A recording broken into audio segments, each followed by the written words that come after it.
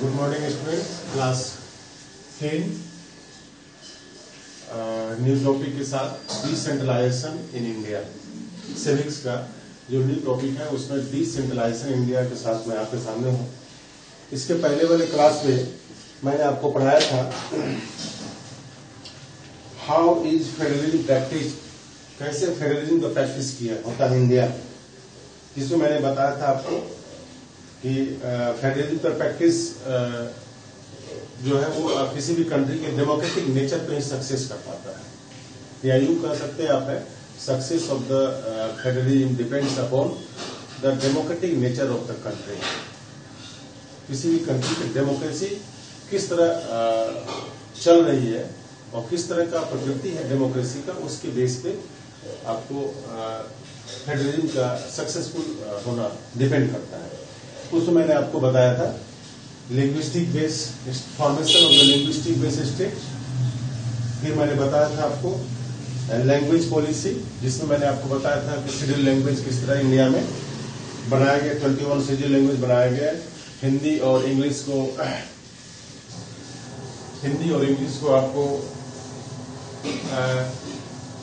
Official language के रूप में एक्सेप्ट किया गया और 1965 में इंग्लिश को ऑफिशियल लैंग्वेज के रूप में स्टॉप कर दिया गया, जिसके अगेंस्ट में साउथ इंडिया में बहुत मूवमेंट हुए। बाद में उसे भी एक्सेप्ट किया गया। तो 21 लैंग्वेज को शेड्यूल लैंग्वेज के रूप में एक्सेप्ट किया गया। इस बात में लैंग्वेज पॉलिसी। नेक्स्ट जो मैंने आपको बताया था सेंट्रल स्टेट रिलेशन।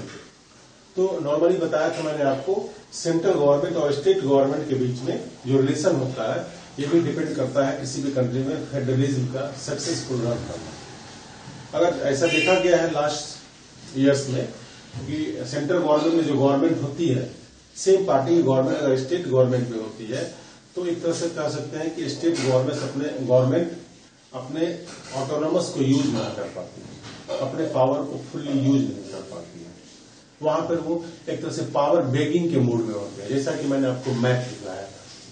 बट 1990 के बाद ऐसा आया कि एक तरह से रीजनल पार्टी का इमरजेंस होने लगा और जब रीजनल पार्टी का इमरजेंस हुआ उसके बाद रीजनल पार्टी मिल करके सेंट्रल गवर्नमेंट में एक एलायंस कॉलिजन गवर्नमेंट का फॉर्मेशन किया और this way the power is share among the different political parties. तो इस तरह करके पॉलिटिकल पार्टीज में पावर शेयर किए गए। अब आगे का जो टॉपिक मैं आपको बताने जा रहा हूं decentralization of in India. Power का डिसेंट्रलाइजेशन में होता है पावर का डिस्ट्रीब्यूशन करना। इंडिया में कैसे पावर का डिस्ट्रीब्यूशन है, जैसा कि आप जानते हैं इंडिया में 2 और मोर लेवल ऑफ गवर्नमेंट हमारे कॉन्स्टिट्यूशन में बिगिनिंग में 2 या 2 से अधिक लेवल के गवर्नमेंट का फॉर्मेशन होगा। लेकिन ये 2 टायर गवर्नमेंट भी हमारे देश में रन करना इजी नहीं था। ये not easy to run the 2 tier government. Reason देखिए क्या था। इंडिया जो एक वास्ट कंट्री है और इस कंट्री में जो डिफरेंट स्टेट्स हैं, कई स्टेट्स ऐसे हैं जो यूरोप के कई कंट्री से बड़े हैं according to the population. In compare to population India के जो कई स्टेट्स हैं वह यूरोप के कई कंट्री से बड़े हैं। यह भी एक बहुत बड़ा प्रॉब्लम है फेडरल गवर्नमेंट को सक्सेसफुली रन करने के लिए। एग्जाम्पल आप देख लीजिए, यूपी का पॉपुलेशन रसिया से भी अधिक बड़ा है। आप देख लीजिए महाराष्ट्र का पॉपुलेशन जर्मनी से ही बहुत बड़ा है। और इसी कारण से there is a need of power sharing. यही एक कारण है स्मूथ रनिंग के लिए गवर्नमेंट का, स्मूथ डेवलपमेंट के लिए there is a need of power sharing. Power sharing की जरूरत है। दूसरा, जो स्टेट्स हमारे हैं उसके इंटरनली बहुत सारे डाइवर्स है। उनके अंदर खुद डाइवर्सिटी होती है। एक स्टेट्स के अंदर भी कई तरह की डाइवर्सिटीज हैं। तो उस डाइवर्सिटी को भी सक्सेसफुल रन कराने के लिए, उस डाइवर्सिटी को मेंटेन करने के लिए there is a need of power sharing, there is a need of decentralization and need for another tier of government. तब ये 2 टायर जो गवर्नमेंट था, इसके बाद एक नए डिवीजन ऑफ पावर, नए टायर ऑफ पावर की, नए टायर ऑफ गवर्नमेंट की जरूरत पड़ी। तो नए पावर डिवीजन की जरूरत पड़ी। और this the reason behind this centralization of the power third tier. इसी कारण से पावर का सेंट्रलाइजेशन किया गया और थर्ड टायर गवर्नमेंट का फॉर्मेशन किया गया, जो कि मैंने बताया आपको कि 2001 से, और इसके लिए संविधान में संशोधन लाया गया 1992 में थर्ड टायर गवर्नमेंट को इम्प्लीमेंट करने के लिए। अब देखिए डिसेंट्रलाइजेशन ऑफ पावर, इसके आगे मैं आपको बताने जा रहा हूं decentralization of power. Okay,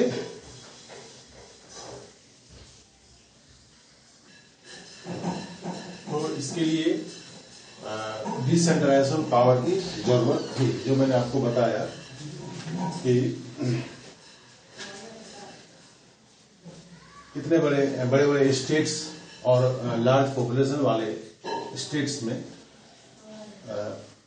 development का वर्क या एडमिनिस्ट्रेशन का वर्क इजीली नहीं हो पाया, इसलिए पावर को डिस्ट्रीब्यूट किया गया, और जिसमें उस पावर के डिस्ट्रीब्यूशन को क्या नाम दिया गया, डिसेंट्रलाइजेशन इन इंडिया।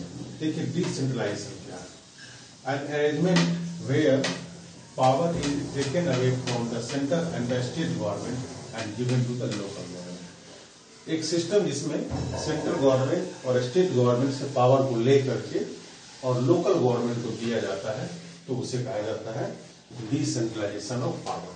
फिर एक बार ध्यान दें, जब सेंट्रल गवर्नमेंट एक ऐसी व्यवस्था जिसके तहत सेंट्रल गवर्नमेंट और स्टेट गवर्नमेंट से पावर को ले करके और उसे लोकल गवर्नमेंट को दे दिया जाता है, तो उसे कहा जाता है decentralization of power.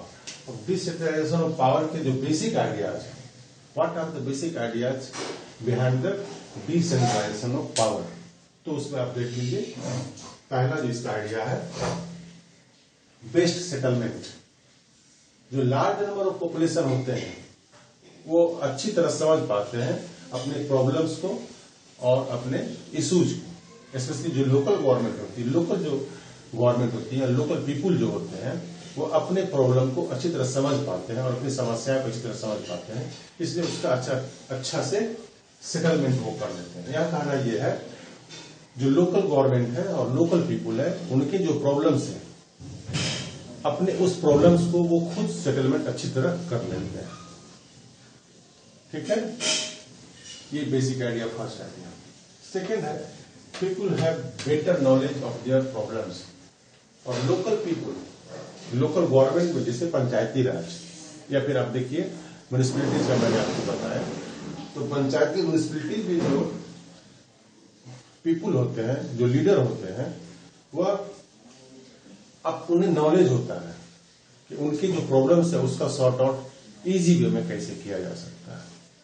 They know about how to settle down their problems easy way, कैसे वो कर सकते हैं, इसका उसका नॉलेज होता है उसे। सी है, पीपुल हैव बेटर आइडियाज। और लोकल पीपुल जो लोकल गवर्नमेंट में इंगेज होते हैं, लोकल पीपुल को ये आइडिया होता है जो उनके द्वारा जो उनके लिए जो डेवलपमेंट के पैसे भेजे जाते हैं या फिर जो कलेक्शन ऑफ मनी टैक्स के रूप में होता है, उसे वो किस तरह स्पेंड करेंगे, कैसे वो खर्च करेंगे, कहां वो खर्च करेंगे, उसे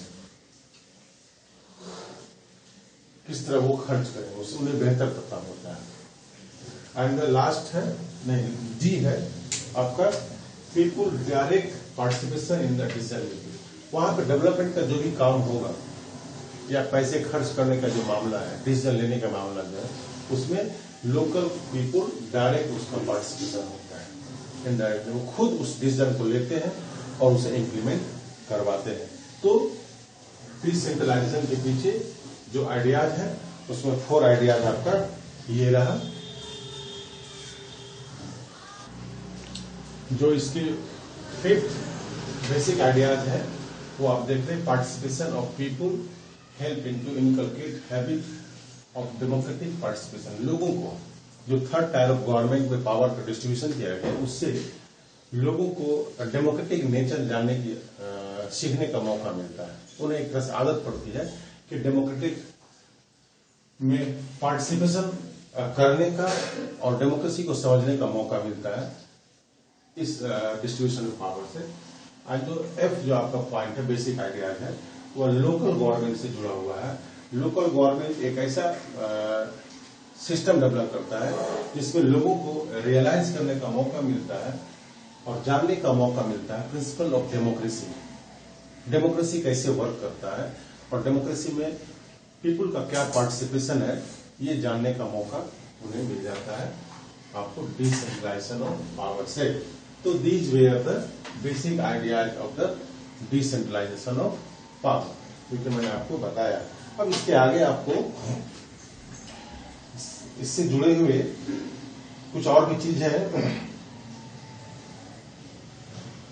इसके लिए कई स्टेप्स लिए गए हमारे संविधान में। विलेज और टाउन और पंचायत लेवल ऑफ गवर्नमेंट का सेटअप किया गया, जैसा कि मैंने आपको बताया। पंचायत लेवल में village and towns and panchayat level municipalities where the setup in each and every state of the country. लेकिन इस सभी पे इंप्लीमेंट तो किया, एस्टेब्लिशमेंट तो किया गया, इस सभी पे स्टेट का डायरेक्ट कंट्रोल था अभी तक। लेकिन उसमें फिर चेंजेस किए गए। देखिए वो क्या चेंज किए गए हैं, ठीक है। मेजर स्टेप्स जो लिए गए डिसेंट्रलाइजेशन ऑफ पावर में, वो आपको 1992 में लिया गया। लेकिन उससे पहले थोड़ा जान लें। स्टेप्स तो लिए गए कॉन्स्टिट्यूशन में।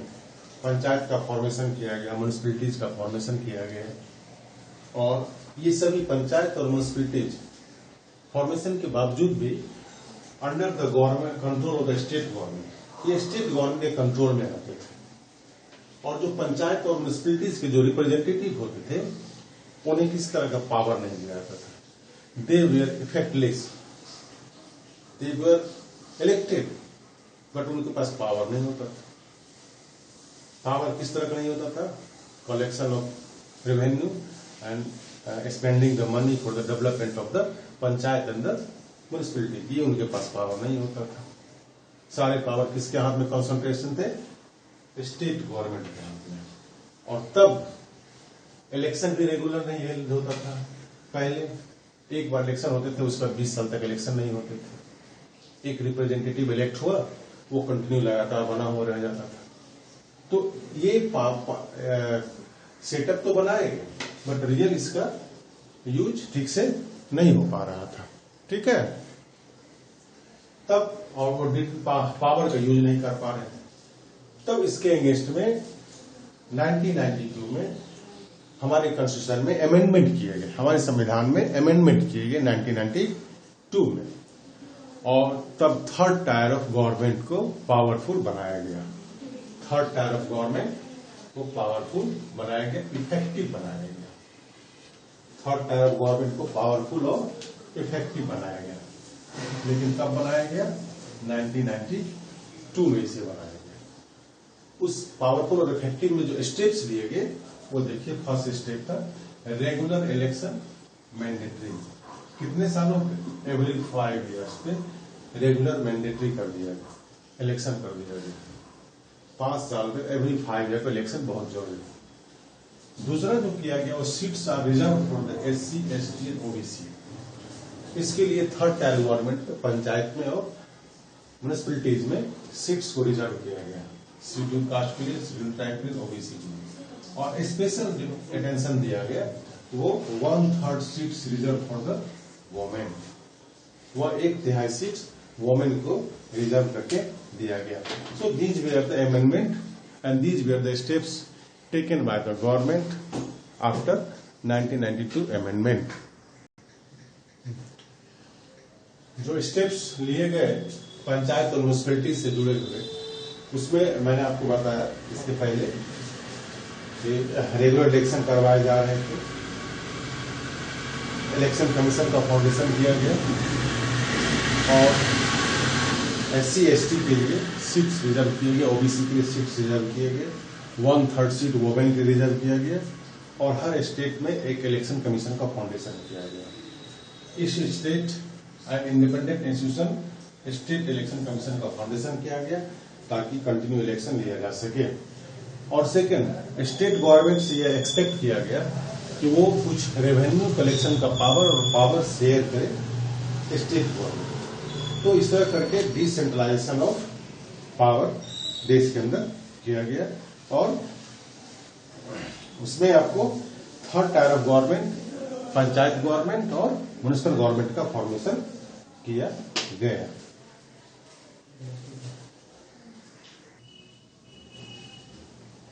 पावर डिसेंट्रलाइजेशन में और पावर डिसेंट्रलाइजेशन को फिर 2 पार्ट में बांट दिया गया, रूरल एरियाज में और अर्बन एरियाज में।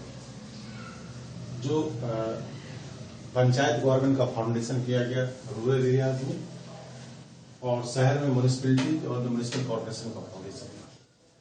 दोनों को अलग अलग बताया गया है।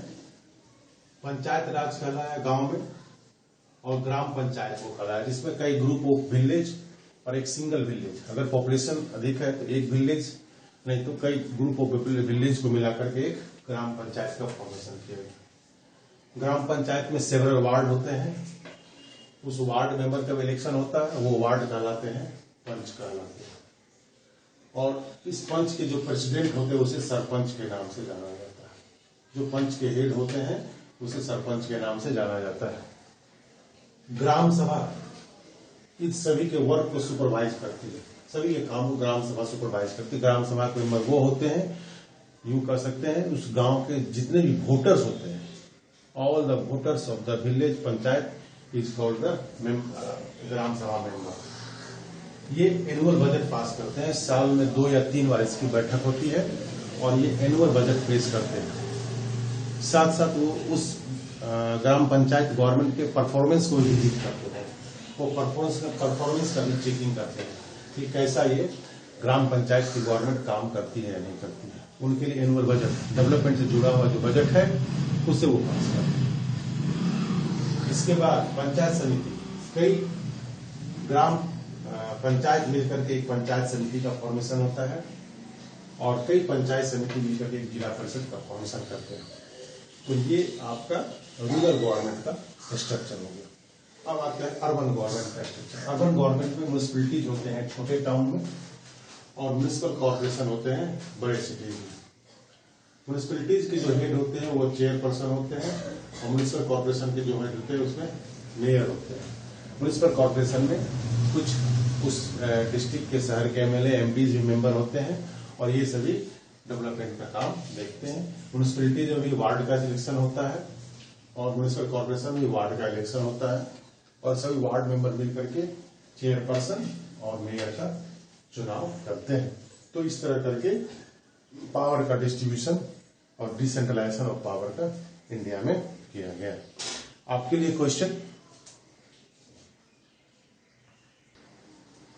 आपके लिए क्वेश्चन है, इसे आप सॉल्व करके सेंड करेंगे। Explain decentralization of power in India. अभी जो मैंने आपको टॉपिक पढ़ाया है डिसेंट्रलाइजेशन ऑफ पावर, तो पावर का डिसेंट्रलाइजेशन कैसे हुआ, कब स्टार्ट हुआ, और किस तरह का डिसेंट्रलाइजेशन हुआ। ये लॉन्ग क्वेश्चन है, इसे आप लिख करके और शाम इवनिंग आप 7 to 8 PM SST ग्रुप में आप सेंड करेंगे। Okay, thank you.